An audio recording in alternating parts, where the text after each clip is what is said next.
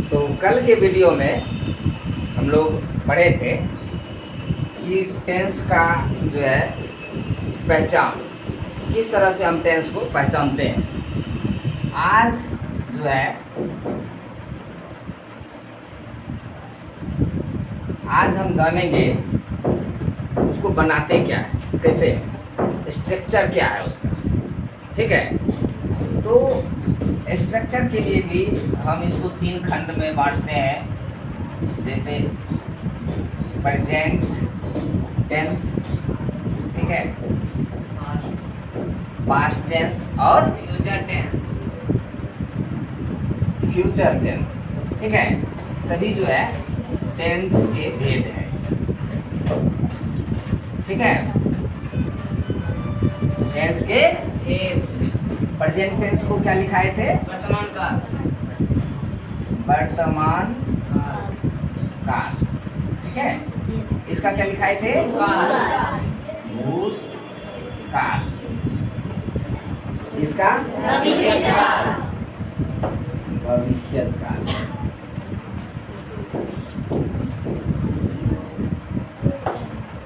कल वाले वीडियो में यदि किसी को कोई भी शंका हो, उसमें कोई समझने में त्रुटि अगर तुम लोगों को लगा हो, तो उसको कमेंट में जो है बता सकते हो, कमेंट में। ठीक है, अगर वो ठीक लगा है तो उसको शेयर करना चाहिए तुम लोगों को, है कि नहीं? तो ऐसे जो है अब तीनों टेंस का जो है हम जानते हैं कि किस तरह से स्ट्रक्चर होता है।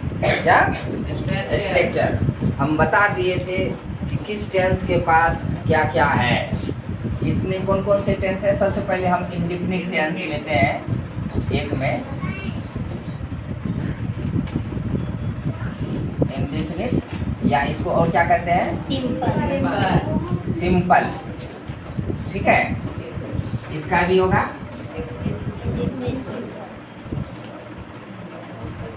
इंडेफिनिट या सिंपल, इसका भी होगा या सिंपल। तो प्रेजेंट में है तो इसको क्या पढ़ेंगे? Present indefinite. पास्ट में क्या पढ़ेंगे?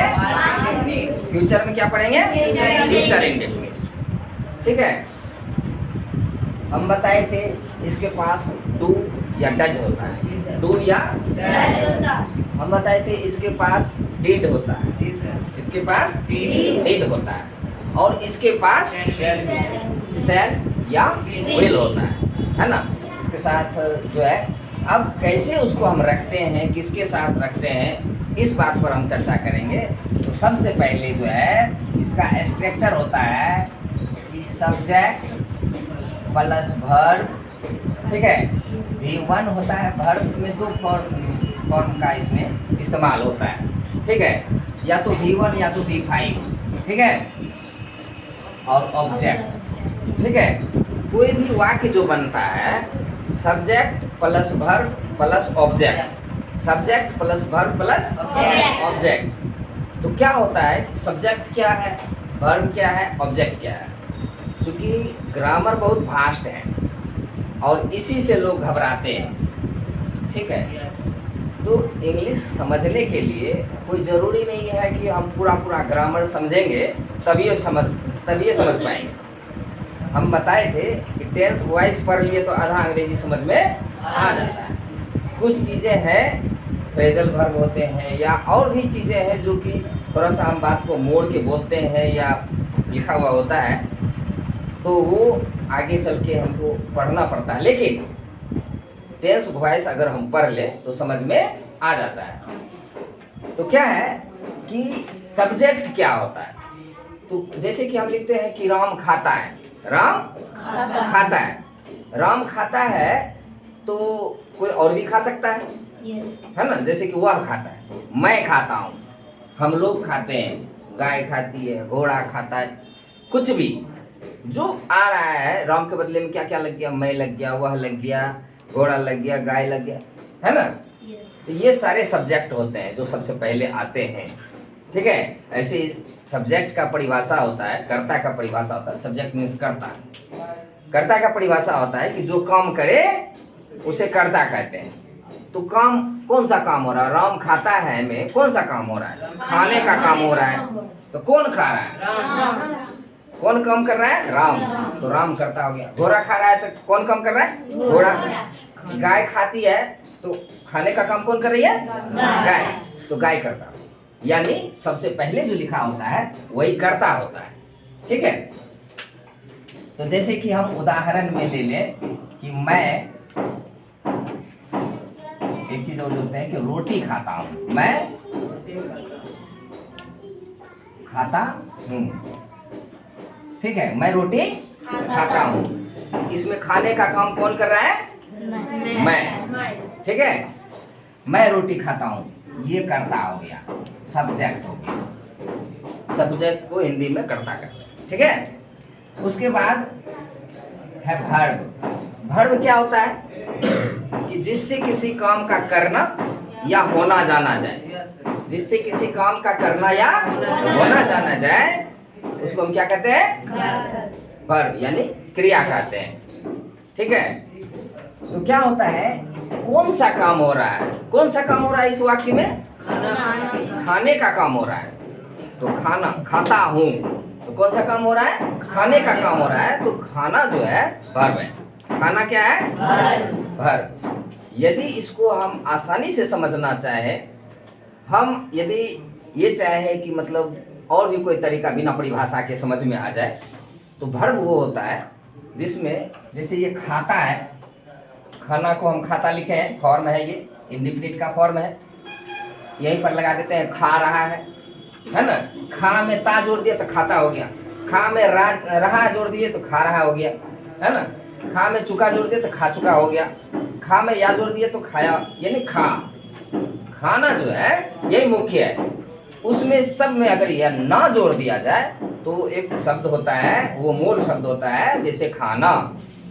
ठीक है। जिसमें ना लग जाता है ना वो वर्ब होता है। आसानी से अगर समझना है तो जिसमें ना लग जाता है, खाना पीना उठना बैठना आना जाना गाना बजाना चलना फिरना सोना लेना देना उछलना कूदना जो भी है सब में ना लगता है। क्या लगता है? कहोगे सर नाना में भी ना लगता है। नहीं, नाना नहीं होता है। नाना जो होता है उसके ना को अगर ता हटाएंगे तो कोई वर्ब बनता है?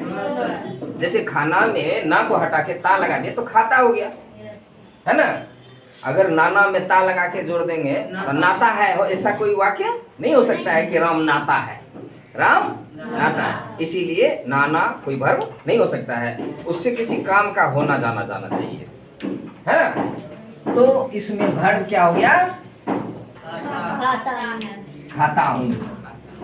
खाता हूँ। और जिस पर क्रिया का फल पड़े उसे हम ऑब्जेक्ट कहते हैं, कर्म कहते हैं। कर्म, तो क्रिया काम कौन सा हो रहा है? खाना।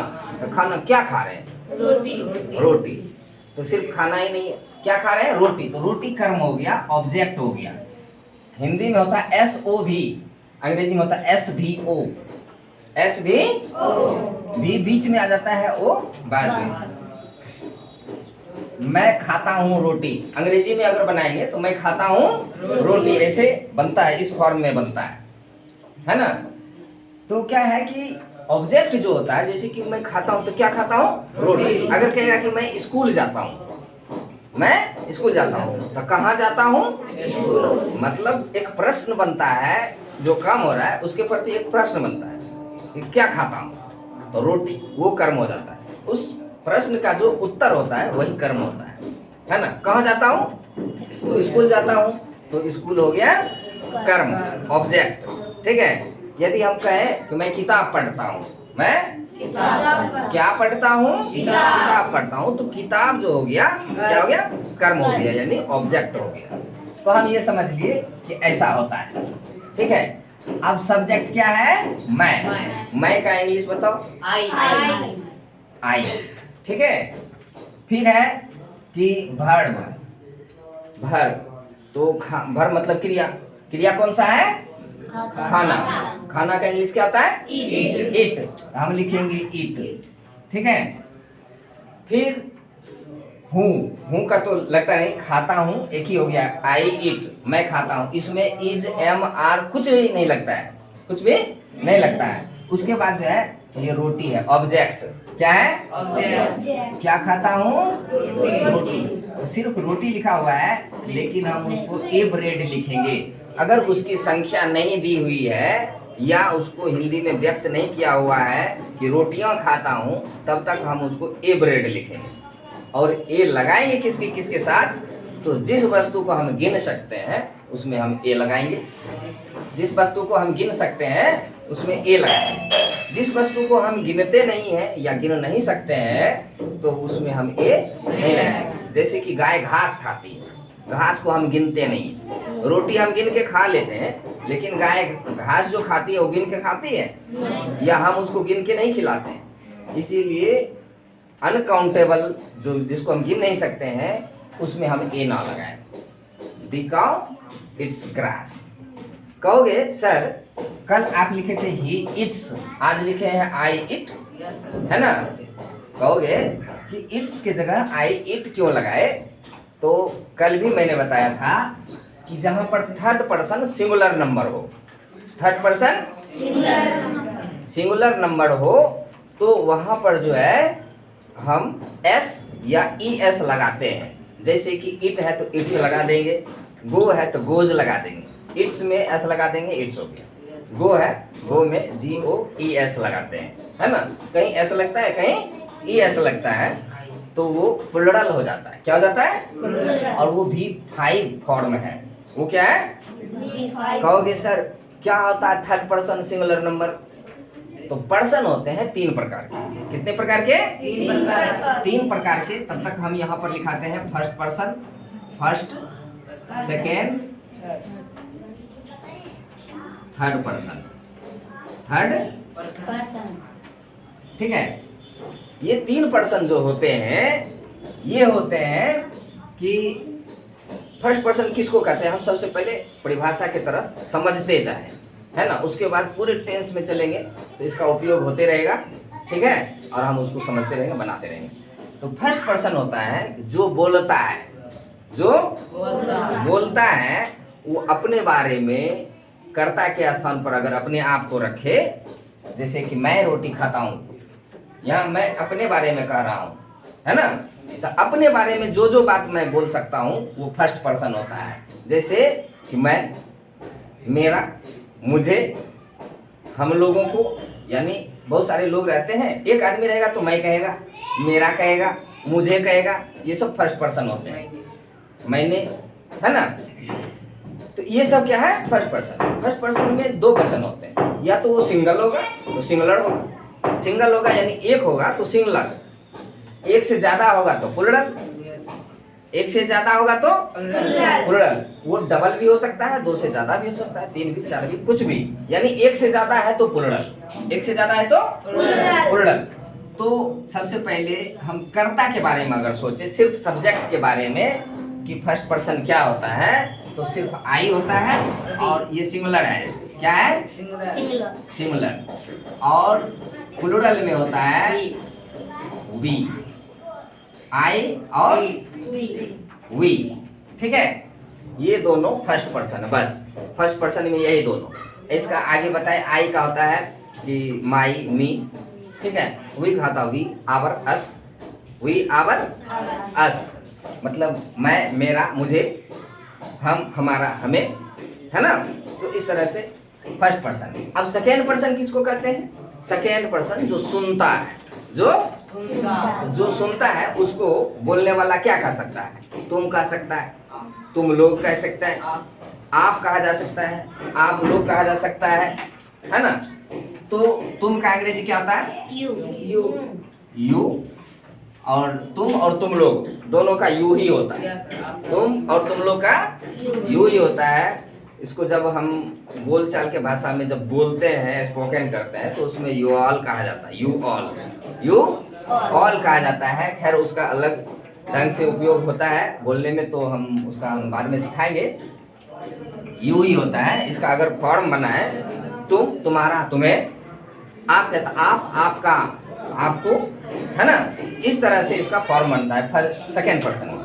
अब थर्ड पर्सन क्या होता है? तो थर्ड पर्सन इन 3 को छोड़ करके जितना भी है सब थर्ड पर्सन थर्ड पर्सन में जैसे सबसे पहले ही, इसको सेकंड पर्सन में सिर्फ यू ही आता है। हाँ यू ही आता है। यू मतलब तुम भी होता है एक आदमी के लिए भी, और बहुत आदमी के लिए भी यू ही होता है। जैसे तुम लोग, उसका भी अंग्रेजी यू ही होता है, इसीलिए सेकेंड पर्सन में सिर्फ यू ही होता है।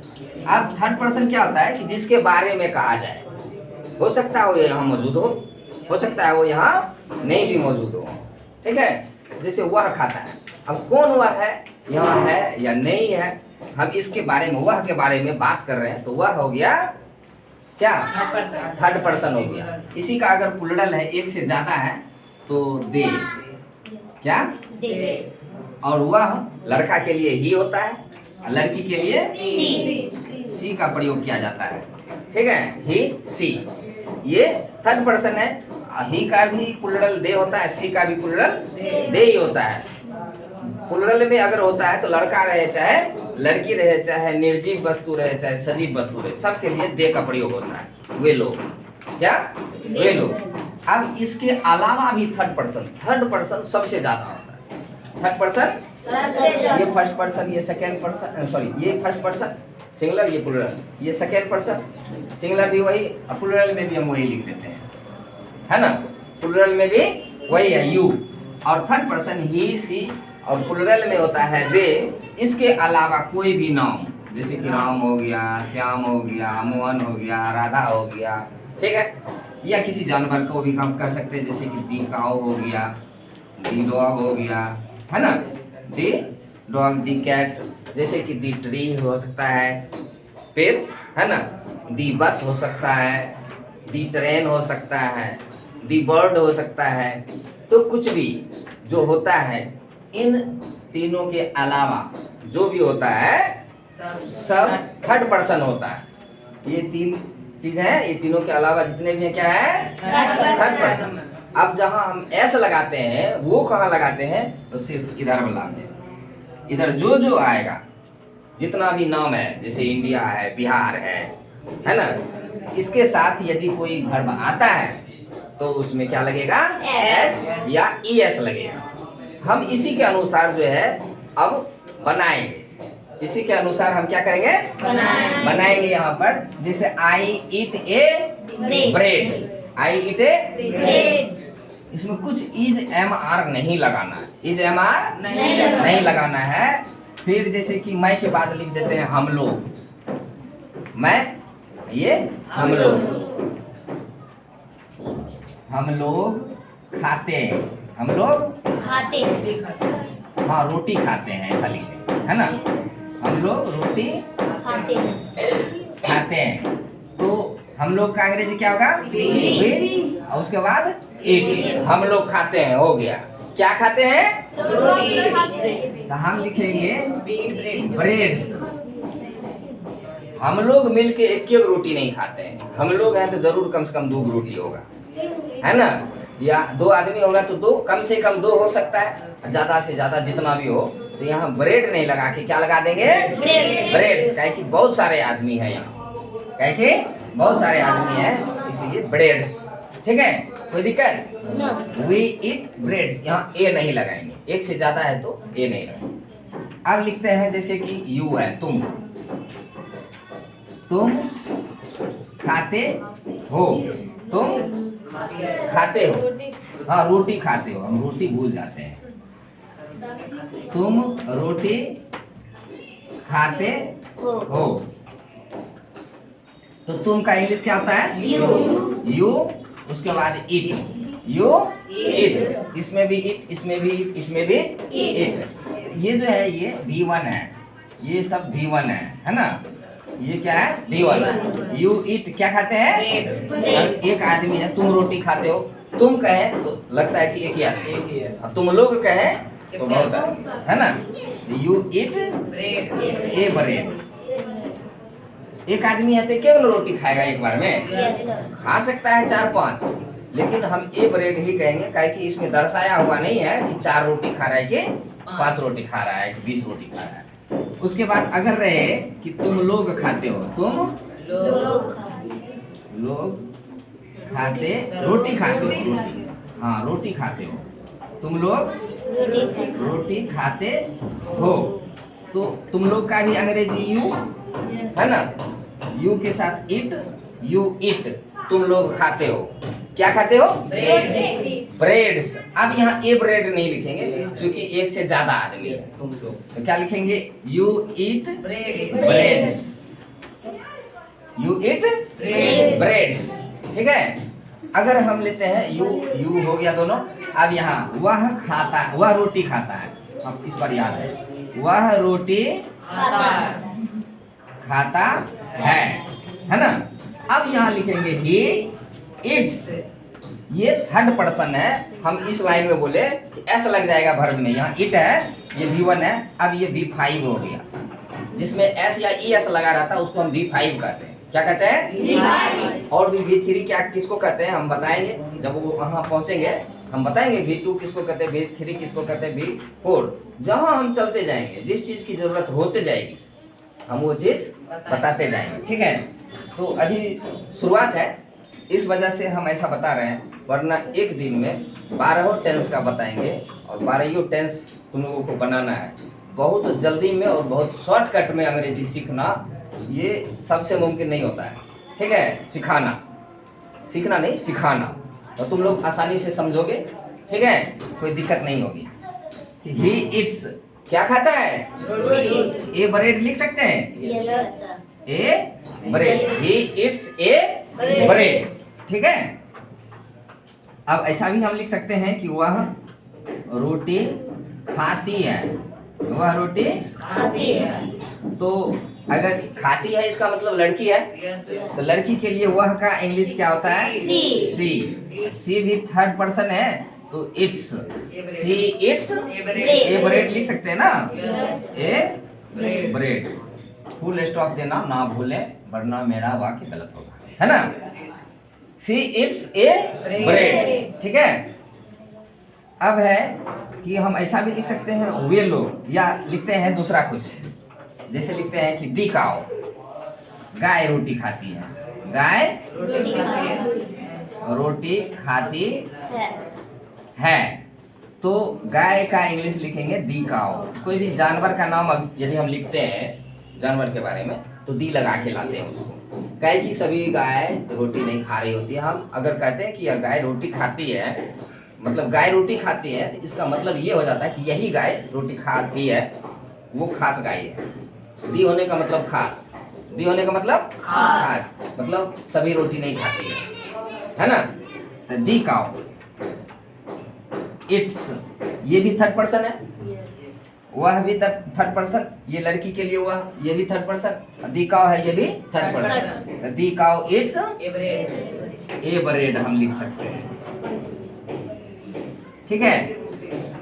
रोटी को कहीं कहीं चपाती भी लिखा जाता है। ठीक है। रोटी का इंग्लिश जो है ब्रेड नहीं लिख करके कहीं कहीं चपाती भी लिखा जाता है। ठीक है। ऐसा। अब है वे लोग, वे लोग रोटी खाते हैं, रोटी खाते हैं, वे लोग रोटी खाते हैं। अगर ऐसा रहे तो हम यहाँ लिखते हैं दे इट्स नहीं इट। अब एक से ज्यादा आदमी, एक आदमी था तभी हम ऐसा लगा रहे थे, वे लोग मतलब बहुत सारे आदमी। अब यहाँ इट लगाएंगे, दे इट, रोटी बहुत होगा, आदमी बहुत है तो रोटी भी बहुत होगी, है ना, रोटियां होंगी। तो वे लोग रोटी खाते हैं, दे इट ब्रेड्स लिखेंगे, they eat breads, they eat breads, ऐसा हम लिखेंगे। अब चलते हैं कि तीनों जो होता है सिमिलर होता है। क्या होता है? सिमिलर होता है। तो इसको जो है तुम लोग उतार लोगे ऐसे भी। अगर यहाँ नहीं उतार पाए हो तो YouTube पर जो है वीडियो में पुश करके उतार सकते हो। तो इसलिए हम इसको मिटाते हैं। ठीक है।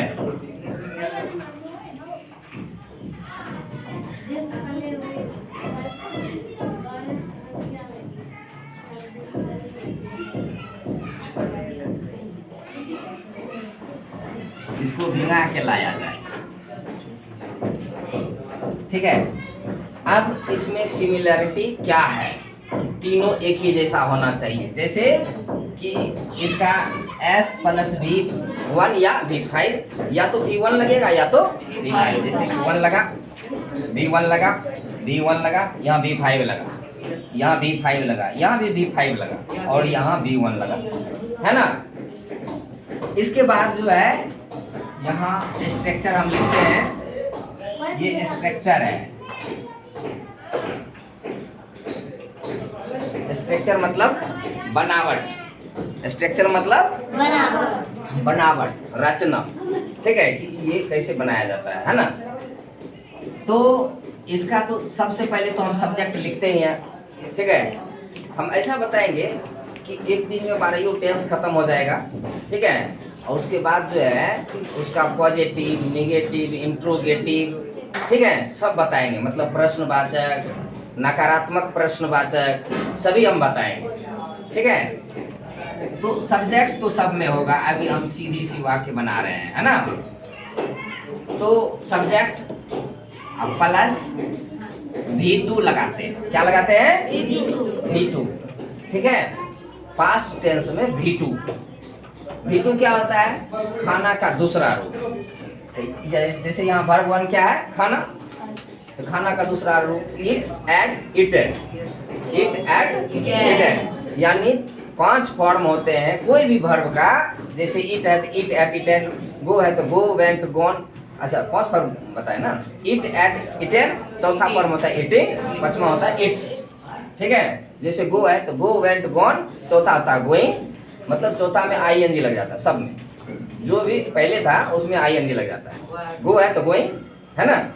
तो यहाँ V2 है, तो V2 और V3 थोड़ा सा डिफिकल्ट होता है, कठिन होता है। क्या? तो जैसे गो है तो गो का क्या लिखेंगे, तो गो का एकदम बदल जाता है, दूसरा चीज लगभग नहीं करेगा। गो का फॉर्म है, गो का होता है वेंट, गो का वेंट, और तीसरा होता है गॉन, तीसरा गॉन। अब जैसे है ईट, तो ईट दूसरा होता है एट, तीसरा होता है ईटेन, है ना।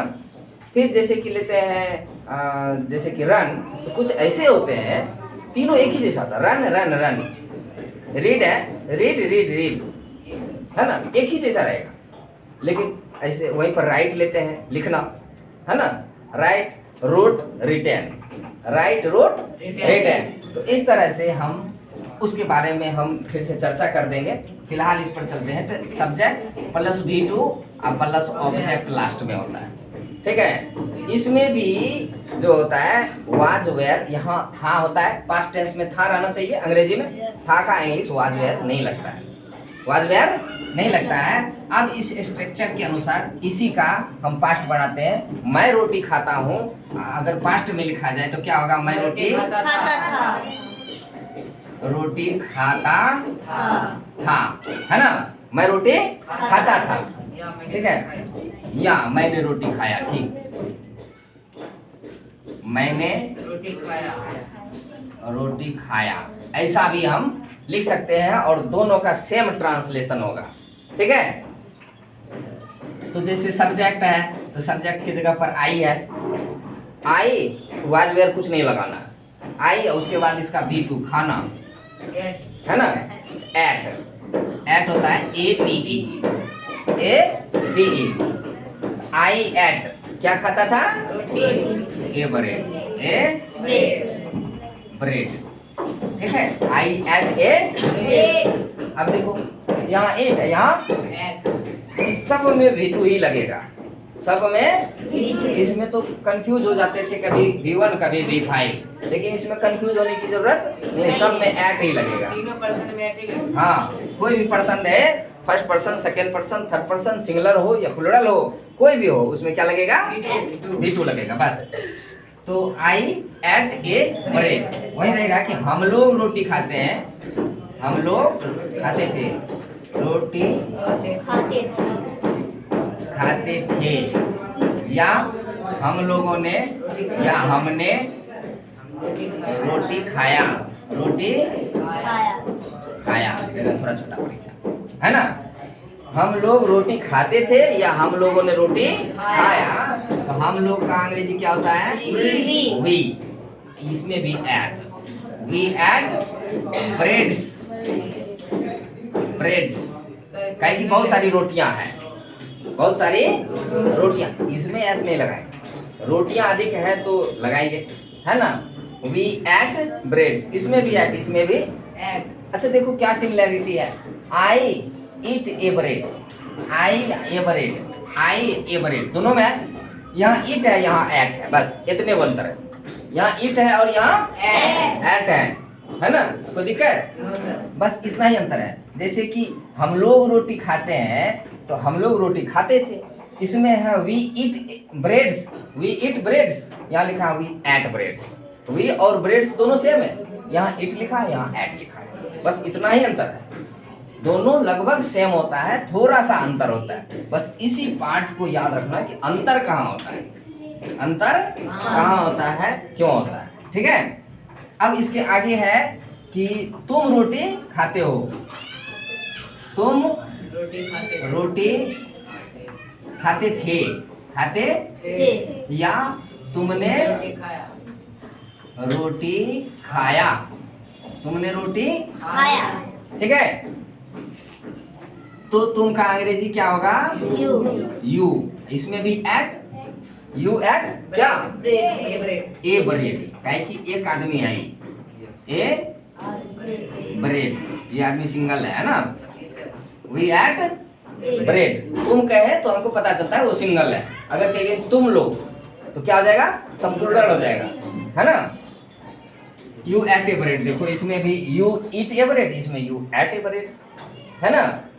तो सबसे पहले हम ये बता दें कि जब हम बोलते हैं, जब हम किसी से बात करते हैं और किसी दूसरे लोगों के बारे में बात करते हैं, सबसे ज़्यादा इसी टेंस का उपयोग किया जाता है, ठीक है। खास करके वो आदमी जो शिकायत बतियाता है दूसरों का, वो यही टेंस यूज करते हैं, ठीक है। और अंग्रेजी में सबसे ज़्यादा यही बोला जाता है, यही टेंस यूज होता है, ठीक है। ऐसे तो सभी यूज होते हैं, ऐसा नहीं है कि खाली हम पढ़ लेंगे तो अंग्रेज हो जाएंगे, है ना। लेकिन सबसे ज़्यादा ये यूज होता है, जैसे कि वहाँ गया, वहाँ से आया, हम वहाँ गए, हम ये चीज़ देखे, हमको वो बोला, है ना, हम ये किए, हम वो किए, है ना। तो या ये आता है, खाता था, आता था, ती थी, ते थे का उपयोग बहुत कम होता है, बहुत कम होता है, कभी कभी होता है, रेयर होता है, या ये का ही ज़्यादा उपयोग होता है, इस बात का हमको ध्यान रखना पड़ेगा, ठीक है। अधिकतर लोग कभी जब पूछ देते हैं कि ट्रांसलेशन जानते हो, तो हाँ जानते हैं, तो पूछ देंगे यही टेंस में, या तो इस बात को पूछते हैं कि ही इट्स ए ब्रेड, वह रोटी खाता है, यही पूछेंगे, नहीं तो कहेंगे राम रोटी खाता है, ताकि इसका इट्स छूट जाए। अगर जानता भी होगा तो विद्यार्थी कहेगा कि ही इट ए ब्रेड, ठीक है। लोग यही खास करके पूछते हैं, अगर ये बता दिया तो कहेगा कि मैंने रोटी खाया, बताओ। तो यहाँ कंफ्यूज नहीं होना है, मैंने रोटी खाया या मैं रोटी खाता था, बात एक ही होता है ना। तो इस तरह से यू एट ए ब्रेड, अगर कहेंगे कि तुम लोग रोटी खाते थे या तुम लोगों ने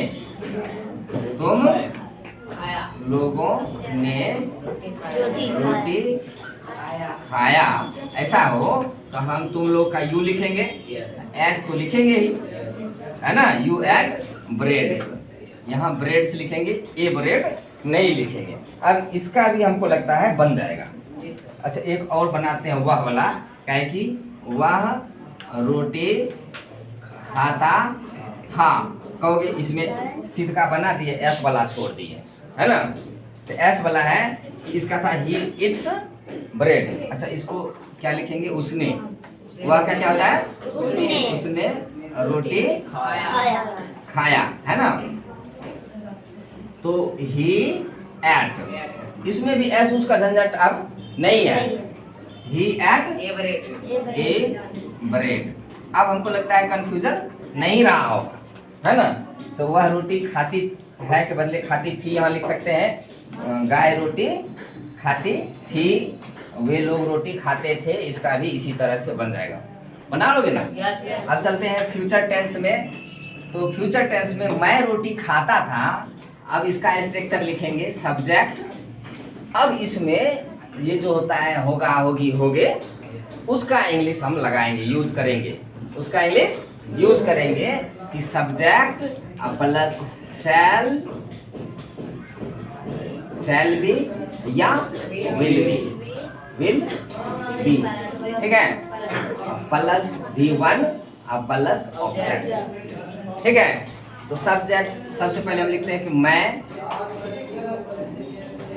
रोटी खाता, मैं रोटी खाता, मैं रोटी खाता, मैं रोटी खाता, सब में सिमिलर है। हिंदी में होऊंगा, होऊंगा, यहीं पर अंतिम में जाकर के जो है बदल, यहाँ हूँ, यहाँ था, यहाँ होऊंगा, है ना। तो आई का अंग्रेजी क्या होता है? आई, सॉरी, मैं का अंग्रेजी क्या होता है? आई। अब है कि आई के साथ सेल लगता है, आई और वी के साथ सेल लगता है, बाकी सब के साथ विल लगाएंगे, है ना। आई सेल, सॉरी यहाँ वी लिख दिए हैं, मिस्टेक, सॉरी, सेल और विल ही सिर्फ होता है, ठीक है, सेल और विल ही होता है। तो आई सेल इट, V1 है तो it a bread, I sell it a bread, कोई दिक्कत?